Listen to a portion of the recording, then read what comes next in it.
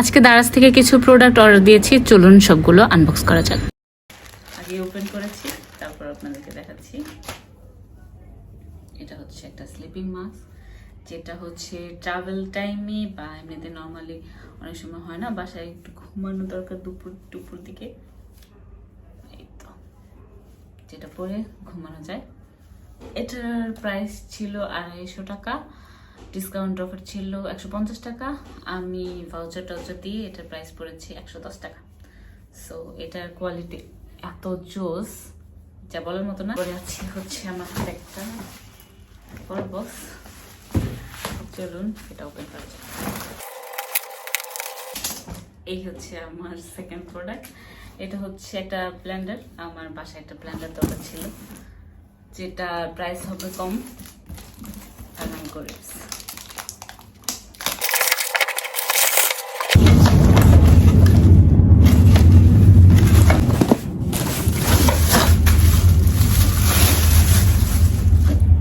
প্রথমেই আছে একটা জুস বক্স।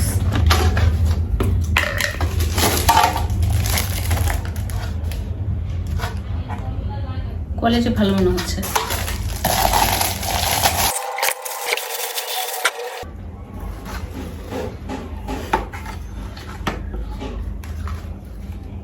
এই হচ্ছে আমার ব্লেন্ডারটা। এটা হচ্ছে প্যানাসোনিকের, বাট কোয়ালিটি মোটামুটি ভালো। এটার প্রাইস পড়েছিল 1411 টাকা, প্রাইস হিসেবে ঠিক আছে।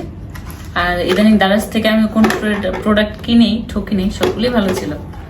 তো এটা হচ্ছে জুসের, এটাতে আদা রসুন ব্লেন্ড করা যাবে, আর এটাতে হচ্ছে ড্রাই মশলা বাটা যাবে। আরেকটা প্রোডাক্ট আছে, এটা হচ্ছে একটা রাইস কুকার। আমি বর্তমানে একটা রাইস কুকার অলরেডি ইউজ করছি, ওটা হচ্ছে কিয়ামের, বাট কিয়ামের রাইস কুকারটা তেমন ভালো না, এই জন্য এবার আমি আবার মিয়াকো নিয়ে এসেছি। রাইস কুকারটা দেখানো যাক।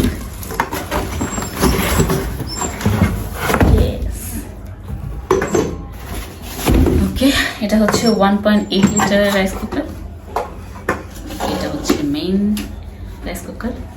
এটাতে 1 কেজির একটু কম ভাত রান্না করা যায়। আমার যেটা আছে ওটা 1.8 লিটার, তার জন্যই বলতে পারছি।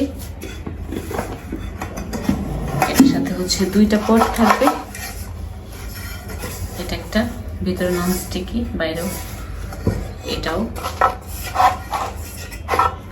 আর এটার সাথে আছে একটা স্টিমার, যেটাতে মোমো টোমো বানানো যায়, তারপর হচ্ছে আলু টালু সেদ্ধ করা যায়। ঢাকনাটা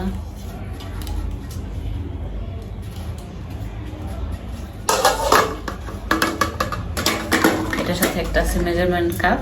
একটা চালের সাথে 2 কাপ পানি দিতে হয়, যদি একটু মোটা চাল হয় সেক্ষেত্রে পানিটা একটু বেশি দিতে হয়। একটা স্পুন, তার আছে। এই যে হচ্ছে রাইস কুকার, এটার প্রাইস পড়েছিল হচ্ছে 2300 টাকা। এই হচ্ছে আজকের কেনাকাটা। আজকে দারাজের এই আনবক্সিং ভিডিওটা আপনাদের কাছে কেমন লেগেছে জানাতে কিন্তু একদমই ভুলবেন না, আর পাশে থাকবেন সুমিয়ানের ফেসবুক এবং ইউটিউবে।